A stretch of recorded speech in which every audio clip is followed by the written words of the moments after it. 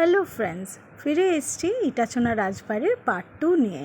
যেটা পার্ট 1-এর ব্লগটা আমি করেছিলাম, আমি লাঞ্চ টাইম অবধি তোমাদের দেখিয়েছিলাম। লাঞ্চ টাইমের পরে কিছুক্ষণ রেস্ট নিয়ে আমরা ইভিনিং ট্যুরে বেরিয়ে পড়েছি। পুরো বাড়িটা ঘুরে দেখানোর জন্য আমাদের টাইম দেওয়া হয়েছিল 5টা।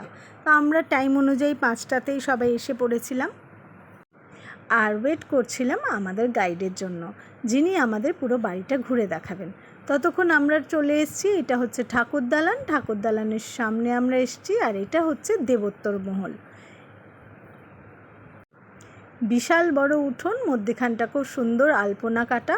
দেখতে দেখতে আমাদের গাইড চলে এসেছিলেন, আর গাইড এসে আমাদের পুরো হিস্ট্রিটা বলছিলেন, পুরো ইতিহাস বলছিলেন কিভাবে এখানে ইটাচনা রাজবাড়ি স্থাপন হয়। যিনি এই ইটাচনা রাজবাড়ির প্রতিষ্ঠাতা শ্রী দেবনারায়ণ কুণ্ডু, তিনি আসলে তার প্রথম নাম ছিল শ্রী দেবনারায়ণ কুন্দন। তিনি নাকি রাজস্থান থেকে এখানে এসেছিলেন। একসময় এরা ছিল বর্গী বা ডাকাত। তারপরে ইংরেজদের আমলে এখানে চলে এসে তারা এখানে ইটাচুনার ইট চুনের বিজনেস স্টার্ট করেন। তারপর থেকে এখানে নাকি ইটাচুনা রাজবাড়ির এটা স্থাপন করেছিলেন তারা, আর এই জন্য নাম হয়েছিল ইটাচুনা রাজবাড়ি। দেখো, দেখতে দেখতে আমরা কিন্তু চলে এসেছিলাম অন্দরমহলে। এই অন্দরমহলের চারিদিকে যে ঘরগুলো, সেগুলো পুরোপুরি ছিল ওখানকার মহিলাদের ঘর, মাসিমা, পিসিমা, জেঠিমা, কাকিমা, সবার ঘর ছিল এই অন্দরমহলে। এই অন্দরমহলের ভেতর দিয়েও আমাদের একটা সরু রাস্তা দিয়ে, একটা করিডোর বলা যায়, দিয়ে আমাদের পেছনে আনলেন।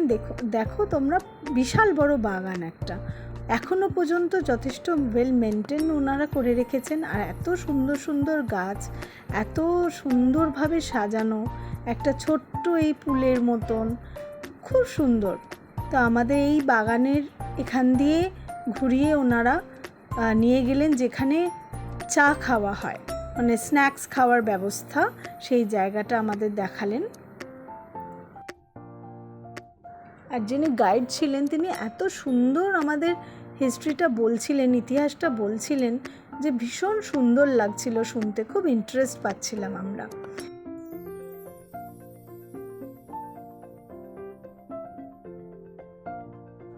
এবার এটা যেটা দেখো, একটা ছোট পুলের মতন, একটা বেবি পুল বলা চলে।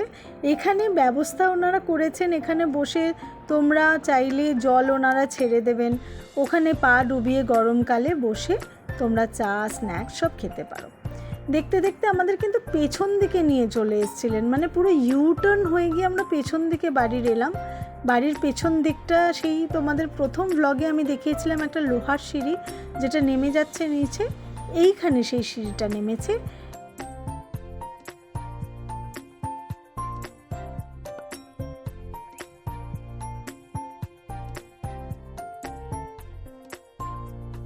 বাড়ির পেছন দিকে উনি আমাদের কাহিনী শোনাচ্ছিলেন, ওই কীভাবে যারা নাচতে আসতেন তারা এখান থেকে সেজে গুজে ভেতর দিয়ে ওপরে উঠতেন, আবার ভেতর দিয়েই নিচে নেমে যেতেন, কেউ দেখতেও পেত না।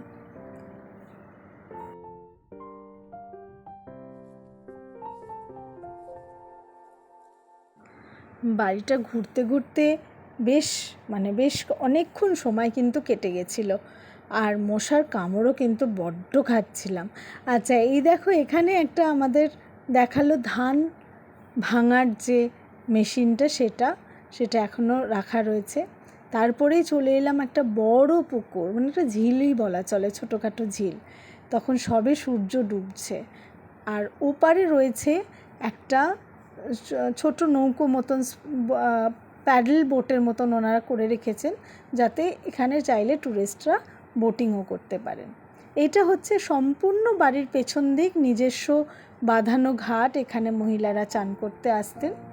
এর পেছন দিয়ে গিয়ে আমরা আরেকটা জায়গা ওনারা নিয়ে গেলেন, যেখানে কটেজ বানানো হয়েছে পুরো ভিলেজ এফেক্টটা দেওয়ার জন্য। অনেকে গ্রাম্য পরিবেশ ভালোবাসেন বলে, গ্রামের মাটির বাড়ি ভালোবাসেন, থাকতে ভালোবাসেন বলে তারা এই গ্রামের বাড়িগুলোকে বানিয়েছেন, পুরো গ্রাম্য ব্যাপারটা এফেক্ট দিয়েছেন। যারা গ্রাম্য পরিবেশে থাকতে ভালোবাসেন বা যারা থাকতে পারেন না কোনো দিন, যাদের মনোগত ইচ্ছে এই গ্রামের বাড়িতে থাকবেন, মাটির বাড়িতে থাকবেন, তারা কিন্তু এই কটেজগুলো ভাড়া করতেই পারেন। আর এই কটেজগুলোর অপোজিটেই রয়েছে একটা বড় ফার্ম মতন। দেখুন পুরো মানে মুরগি আর হাঁসে পুরো ভর্তি, যেমন গ্রামের বাড়িতে দেখা যায় ঠিক তেমনই উঠোন। তারা খুব সুন্দরভাবে এখানে বাগান করে সামনেটা একটু ওপেন স্পেস রেখে নিজস্ব উঠোন রেখে এই জিনিসগুলোকে বানিয়েছেন। পুরো গ্রামের এফেক্টটাকে ওনারা কিন্তু একদম পুরোপুরি তুলে ধরেছেন এই কটেজগুলোর মাধ্যমে।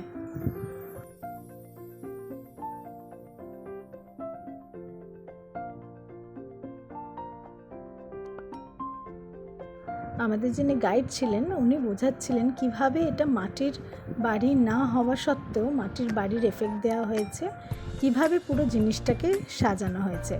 আর আমরা ঝুঁকে পড়েছিলাম দেখার জন্য যে ঘরের ভেতরগুলো কীরকম। বাইরেটা মাটির বাড়ি, ভেতরটা কিন্তু একদম 5 স্টার হোটেল। এসি দেখতে পাচ্ছ, বড় একটা খাট দেখতে পাচ্ছ, নিচে সুন্দর কার্পেট বেছানো, দারুণ ফার্নিশ করা এই কটেজগুলো। বড় ঘর, বেশ বড় ঘর। গাইড কিন্তু আমাদের খুলে একটা পুরো ঘরকে দেখিয়ে দিলেন, আর আমরা ঝটপট করে ভিডিও করে নিলাম। খুব সুন্দর লাগছিল এই জায়গাটা। কটেজগুলো সত্যি খুব সুন্দর আর খুব মনোরম পরিবেশ। এর মধ্যেই ফটো তোলাও চলছিল, বাচ্চারাও আনন্দ করছিল, একটা দোলনাও লাগানো ছিল। আমরা এবার ঘুরতে ঘুরতে বাড়ির আবার সামনের দিকে চলে যাচ্ছিলাম।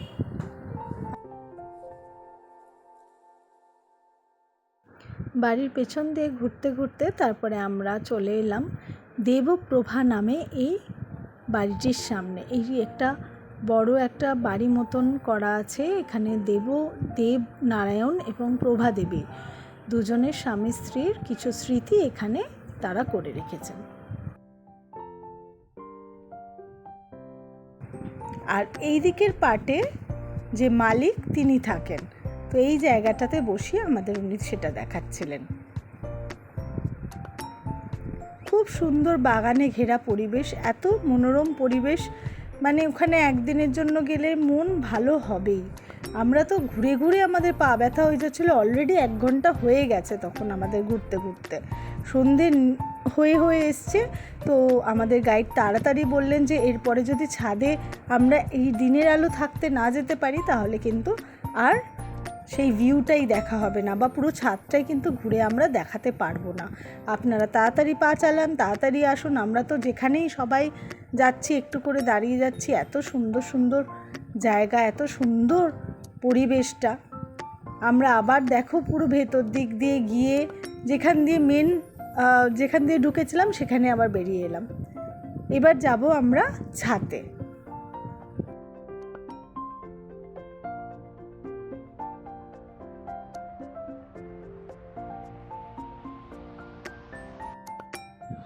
এই চললাম আমরা ছাদে, আমাদের গাইড নিয়ে যাচ্ছেন ছাদে। বিশাল লম্বা লম্বা দালান, তাতে আবার অর্ধেক করে মানে ওইদিকে যাতে ভিজিটাররা ভিজিট না করতে পারে, ওটা একদম পার্সোনালি ওখানকার লোকেদের জন্য রাখা হয়েছে। তাই সব জায়গায় আমাদের প্রবেশ নিষেধ ছিল। দেখো সিঁড়িগুলো একদম ফ্ল্যাট সিঁড়ি, আমরা ঝটঝট করে উঠে যাচ্ছিলাম। আর এই ঘরটা যেটা, এটাতে হয়েছিল ওই মৌসুমি চ্যাটার্জি পিসিমা হয়েছিলেন গয়নার বাক্স, সেই ঘরটা। ওটা মৌসুমি চ্যাটার্জি ওই ঘরে বসে শুটিংটা করেছিলেন। এখানে তো লুটেরা ছবিরও শুটিং হয়েছিল। উনি সব দেখালেন যে এইখানে বসে এই শুটিং, সোনাক্ষী সিনহা তারপরে রণবীর সিং এখানে বসে কী শুটিং করেছিলেন। তারপরে মৌসুমি চ্যাটার্জি ওখানে বসে কীরকমভাবে শুটিং করতেন, গাইড সবই দেখাচ্ছিলেন। দেখো বড় উপর থেকে, আমরা উপর থেকে নিচ অবধি, এইটা একদম পার্সোনাল যিনি মালিক তাদের ঘরের লাগোয়া এই ছাদটা খুব সুন্দরভাবে সাজিয়েছেন।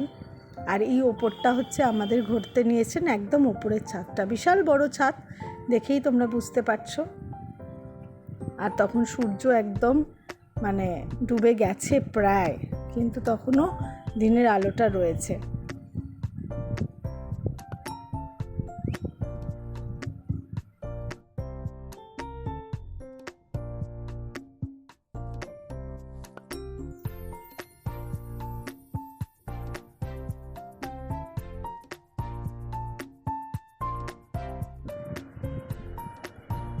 এখান থেকে দেখো ঠাকুর দালানটা কি অসম্ভব সুন্দর লাগছে। সব আলো জ্বলে গেছে, যেহেতু সন্ধে হয়ে এসছে, এবার সন্ধ্যা আরতি স্টার্ট হবে, তার সাজ সরঞ্জাম চলছে। ওখানে পুরোহিত মশাই এসে গেছেন, আর পুরো বাড়িতে ছোট ছোট টুনি দিয়ে সাজিয়ে দিয়েছে। বর্ডারটা এত সুন্দর লাগছিল।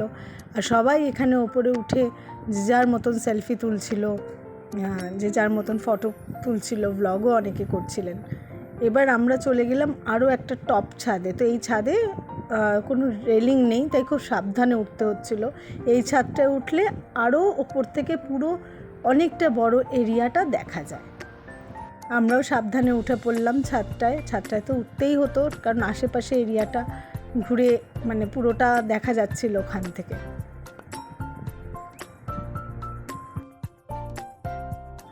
ছাদ থেকে তারপরে আমরা নেমে চলে এসেছিলাম নাচঘরে।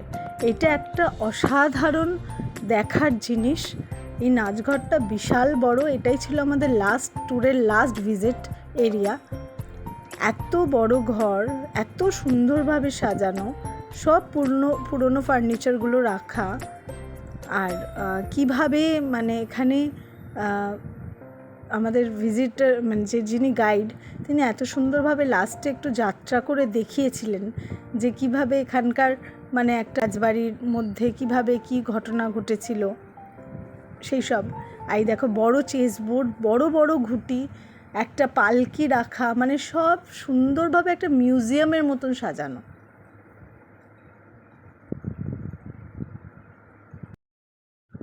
বড় ঝাড়বাতি ঠিক সেন্টার টেবিলের ওপর, আর টেবিলটা ছিল পুরো মার্বেলের, আর পুরো ফ্লোরটা লাল কার্পেটে মোড়া। এই এরিয়াটাতে কিন্তু আমাদের জুতো পরে ঢোকা নিষেধ ছিল। এই রুমটায় কিন্তু জুতো বাইরে খুলে আমাদের ঢুকতে হয়েছিল।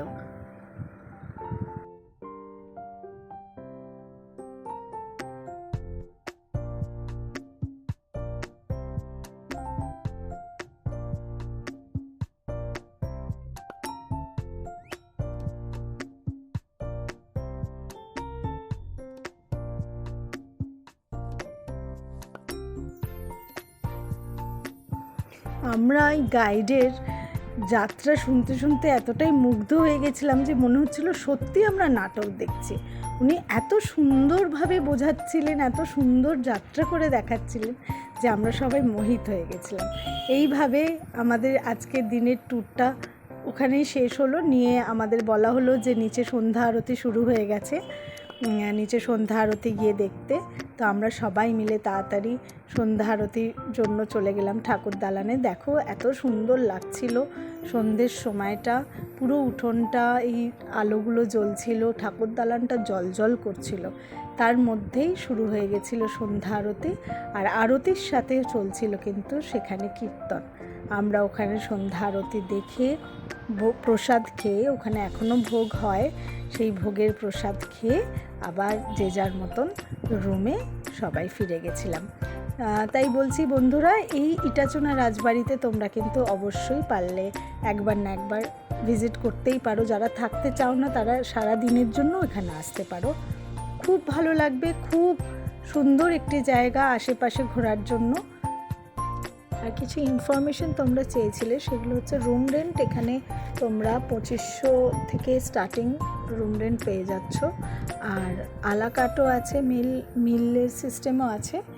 আর ভেজ মিল তোমরা 250 থেকে পেয়ে যাবে, নন ভেজ মিলও 250 to 75 থেকে পেয়ে যাবে। খুব ভালো একটা জায়গা, তোমরা এসো, এখানে আনন্দ করো, থাকো। আর আমার ব্লগটা তোমাদের কেমন লাগলো তোমরা নিশ্চয়ই বলো। টাটা বন্ধুরা, ভালো থেকো।